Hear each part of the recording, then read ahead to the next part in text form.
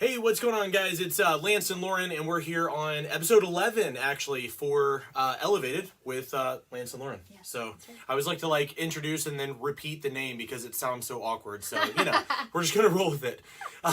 Nevertheless, we're actually really excited today because today we're gonna talk about what is actually really holding you back from your best life. Right. So this one's huge because so many people, unfortunately, some people achieve great things and never find fulfillment, and a lot of people never even achieve the things that they desire. So we're going to chat a little bit about what usually holds people back, how to get out of your own way and make sure that you actually are getting your dream life, the life that you deserve, as opposed to the life that was kind of set for you. So very first thing that we're going to chat about is the fact that your history is not your destiny. Okay? So most people, because of their past, because of some sort of perceived failure, or where they just simply didn't hit the mark that they were going after, they instead of pursuing anymore, there's a fear of that repeating.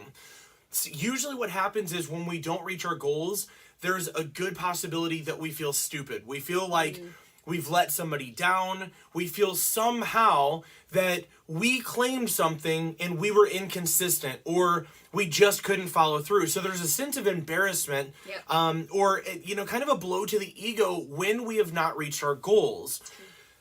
The difference is that the most successful people in the world, the people that take chances repeatedly, are ones who have a short-term memory when it comes to their failures, because they're so committed to reaching the goal and they know that failure is merely only practice. And I am a firm believer that happens. You're able to do that when you're putting, kind of to use more of a wrestling term, when you're putting more time on the mat. The more time you put on the mat, the better you get.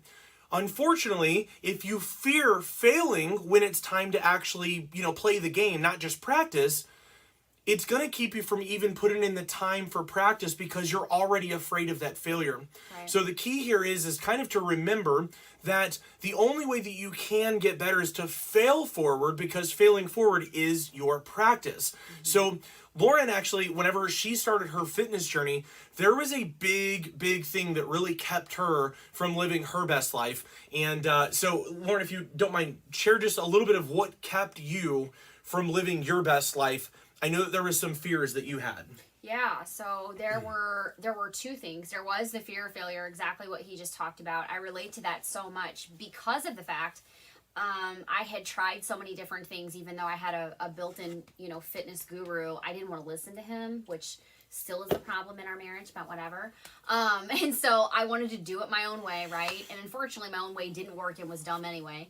But I had failed so many times. I yo-yo dieted. I would work out for 2 weeks, and I would try these super hard fitness programs that I was not ready for at all. I would try all these things, and because I was not ready for that, because my life didn't support it, I would fail. Yep. And, I think I've shared this before, but I remember at one time I thought I could get abs just by doing, thousands of crunches. Right, and I remember setting this crazy goal of doing like 100 crunches a night. And, I failed the first night. So then I thought I needed to do 200 the next night to try to make up for it. And I was failing before I even got out of the gate, right? Yeah. So there's that part. And then there's the part, probably the bigger one besides failure, and they probably go hand in hand to some degree, is I had a fear of the potential cost. Like, I was so afraid, because I had failed so much, that fitness was a lifestyle that just wasn't meant for me, because I couldn't do what it was going to require for me to be in great shape.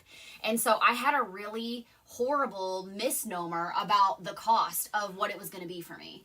Yeah, I think that the thing of it is that, usually the whole thing is with, when we slow down to ask ourselves what we're going after and to determine what it costs, a lot of times there's a fear of what the potential cost is, but there's also the one thing that's congruent with that fear is the fact that there's ignorance. Oh, yeah. So you fear something, and I cannot even tell you how many people I've been on strategy calls with, And they tell me that what's kept them from being in shape is that they don't have time or they don't have the energy. Now, that's a common answer, and you might be thinking, yep, that's me. But hold on, because usually they change their tune whenever I ask them, well, what do you think, how much time do you think it actually needs each week to get into shape? And guys, let me just tell you, the answers that I hear are somewhere on the end of extreme to insane. There are never any times that I hear, something where somebody's just like, 3 to 5 times a week, 30 minutes. If I heard that, I would be like, congratulations. You really figured out that is kind of where you can go. If you're working out the right way, you can do that. But I hear people kind of, being afraid of like 90 minutes a day, 5 and 6 days a week. And if you don't work out 1 or 2 times a week right now, you don't have any business trying to set a goal for that. But more importantly to what we're talking about is the fact that you're sadly mistaken and you don't even know. You don't know what you don't know because you're not reaching out to confirm whether your assessment and fear is accurate or not. And the thing is that I've done that a lot in my life, not just with fitness. I've let the fear of what something could potentially be or something could potentially cost keep me from doing a lot of things because I didn't, ignorance is bliss. And I just didn't educate myself on what the real cost was going to be. Well, and to go outside of fitness, guys, there's one thing, and again, just to be completely transparent and vulnerable, to be honest, I have missed out a lot in life based on my own fears. My fears are a little bit different. I go after the big things that I want, and then I miss out the things that actually help you to live life, that help you to enjoy things, because I overthink it. Now, I can say on one hand that I'm really glad that I kind of pick my battles, because the things that I choose to take risks on and so on and so forth are fitness, business, relationships, where I get to know the person and so on and so forth. But the things that really cause me to feel like I'm thriving and to feel like I'm enjoying my time and not just kind of, living to work or living just to do what I do, that thing I've been held back so often because of fear of what might be. But I don't really know until I pull the trigger. But here's the thing. When, these sort of things, now again, if you don't know, if you've not watched or listened to anything of my past, I've battled a lot of anxiety. And so those sort of things, some of those are carried over from past and so on and so forth. But the point of this is so often, because if you understand anxiety, it really is ridiculous. There's not a lot of logic to it. It's not a lot of rational thinking that happens with those things. Again, I've had anxiety that prevented me from being able to drive. I'm good at driving. I like driving. I started driving at an early age, but yet how do you get a panic attack related to driving? Because it has nothing to do with driving. It's your perception of where you're at and what's happening. My point with this is that anxiety works just like your fears. Your fear of repeating your history is much like my irrational anxieties. Now, I work through my anxieties because my body physically does things without my permission that I work through. And you will not. Anxiety might cause you to produce some sort of physical anxiety. You worrying about what's going to happen if you fail, your body is not going to betray you in that sense, because what you're worried about is more of an emotion as opposed to some sort of physical assault that anxiety produces. You're worried of embarrassment, you're worried of repeating, but let me tell you this. Rather than thinking and worrying about all the things that could be that feel negative, why don't you stop and reposition, or what we call pivot, and allow you to begin thinking. You were thinking about Friends, obviously. Of course, Lord. Pivot. Anyway, so by pivoting like this, it's going to allow you, instead of focusing on all the negatives that you perceive could be and why you should not take the plunge into the life that you deserve, instead, I challenge you to just try and pick 3 amazing positives that will come out that you'll get paid for what you're going after. And what I mean by that is you might be thinking that it costs you 3 to 5 days of working out a week to get in shape. But let me ask you this. What's the reward? What's the payout when you get in shape? Or even before you get in shape, if you watch our videos talking about data markers, you'll know that even along the way, you'll start noticing things before just the weight coming off. Anxiety going down, your sleep getting better, your confidence going up, your sex life getting better, energy levels, all these things. the point with this is that if you start focusing on the potential payouts instead of the imaginative and potential hypothetical cost that you're not even sure about, I can guarantee you're going to be so much less afraid to take action and start moving the needle in the right direction. Yeah, I would agree. So the final thing that we want to kind of leave you guys with is that you cannot get the life that you desire if you never set your standards and decide what it is that would truly set your soul on fire. Because here's the deal. Most of us, unfortunately, have our standards set for us by other people. We never even question it until we realize that our programming here is preventing the life that we want here. Yeah. So the whole thing that you have to understand is that you have filtering that will cause your actions. The whole key is that when you identify that filtering, that programming, if you will, what basically I mean through this is that every person has a thermostat or some sort of standard that was set for them. You know, whether it's like, well, you might say, well, that's a little too rich for our blood. Or, you know, well, that's just not who we are. Maybe you identify as your family if you grew up with less money or more money. Or maybe you're blue collar, or maybe you're more Ivy League. Whatever this is that you believe, there is a standard that might be set for you that may not necessarily align with your heart, with what sets your soul on fire. Mm-hmm. And if you don't pause to question that, you're going to end up fulfilling someone else's purpose for you because you've never really allowed yourself to determine what the purpose is for you rather than their purpose. And this holds a lot of people back. So what I want to leave you with is that I want you to get absolutely crystal clear on what you want. Number one. Number two, I want you to dig incredibly deep to determine why this is a must. That's what caused Lauren to make the change originally. Yeah, absolutely. She got out of her head of what this cost me and started getting into, oh my gosh, this is going to pay me this, my confidence, my energy, my XYZ, so on and so forth. And doing nothing was already costing me so much as it was. And that's your why. Yeah, okay? It was. So when you're focused on the payout, what this does for you, imagine what life improvements will happen as you make the decision to get in shape. And again, don't reduce this to just fitness. To start that business, to ask her out, to build rapport, whatever this is. So once you're determining why this is a must for you, that's what we call the underlying motivation. Absolutely, from then, this is the most important part. You've got to take immediate action. Do one thing. So what I would say is that once you determine your why and what you want, immediately, now again, I challenge you, most people will not do this. Prove me wrong.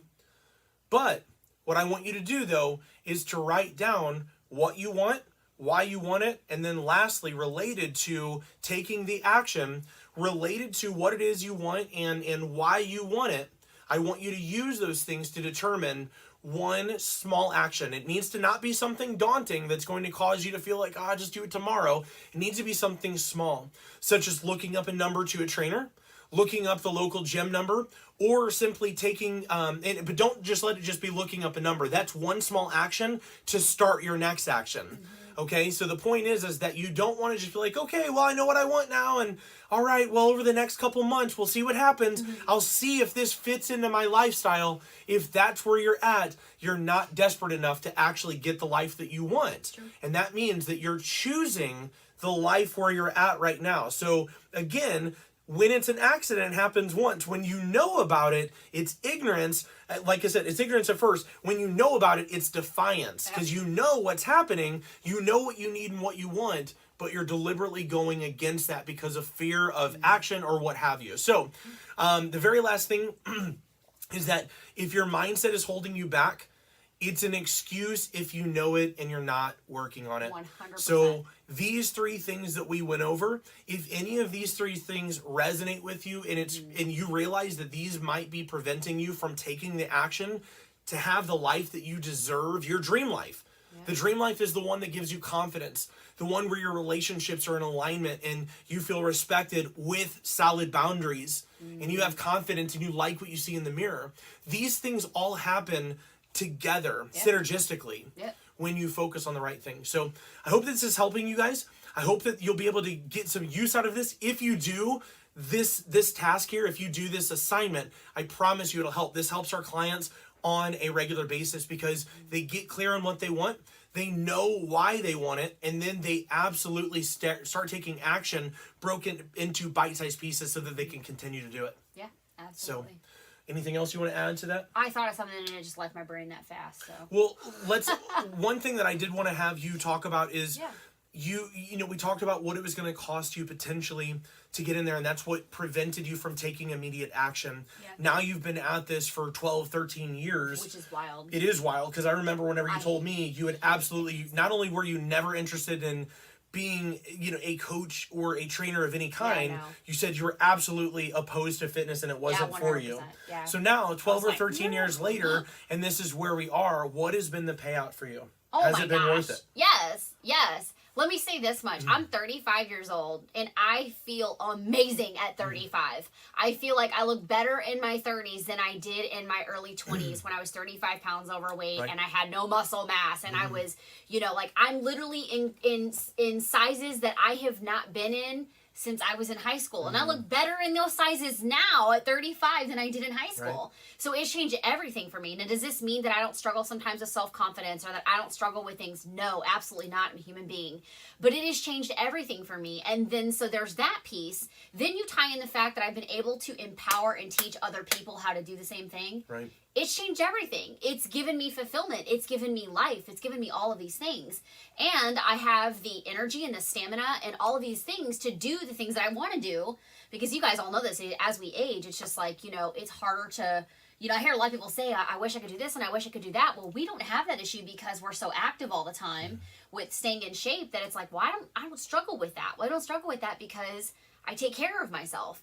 So it's changed my entire life. And to be able to breathe that into someone else and to, you know, empower other people and to see them change from the inside out, because it's not just an outer transformation. There's an outer transformation, obviously, that happens, but so much is going on in here that I can't even put a price tag on. Well, and here's my thing, guys, that I'm going to leave you guys with. I started off, unfortunately, trying to solve internal and external problems with only external solutions. Right. So what that means is that I had mindset issues, I had all kinds of habit issues, limiting belief factors, you name it, and yet all I tried to do was fix the external stuff. I'm going to work out, I'm going to clean up my diet, and that'll be enough. Well, here's the thing. That's not the best approach. However, had I not taken that approach, I would have never realized, because I was changing my mindset simply by working through systems. I started understanding habituation and how to make sure that I was building up habits that I could last, because I desired the results and I knew that if I was burning myself out, I wouldn't get the results. Right. So I started thinking about things like that. And that led me into the mindset training that I started really discovering, that led me into and her into being able to help people as lifestyle coaches rather than just as fitness coaches. Yep. My point was saying this is that if you have mindset issues that are preventing you from taking action, work on those. But if you have mindset issues while you're taking action, understand that a lot of the work that you're doing in the gym or in the fitness or whatever, even if it's not fitness, when you start taking action on something to improve yourself, it's going to bleed into other areas. Yep. So here's my promise to you. Stay with the fitness or start taking, and this is more along the lines of a cognitive behavioral therapy, in which case you start making action and then your mindset changes in accordance with it. So I'm going to put you on a challenge to do what we've talked about right here. Yep. Do these 3 steps, write down what you want, why you want it, and then take immediate action and start taking action the next day and building up momentum. I promise you, if you commit to those actions using our goal system, this is going to open up your mindset into better self-improvement in other areas. Absolutely. Relationship, communication, your business, your finance. This is what happens, but let's start here. Absolutely. Awesome. Well, thank you guys so much for tuning in. We really hope that this has helped you guys. If you will use this, I promise these things are absolutely life-changing. These are the things that the most, I would say, successful people, whether socially, economically, or what have you, these are things that they do, and they don't do it semi-consistently. It is incredibly consistent. So thank you guys again. Hope you guys are enjoying everything, and we will see you guys on the next one.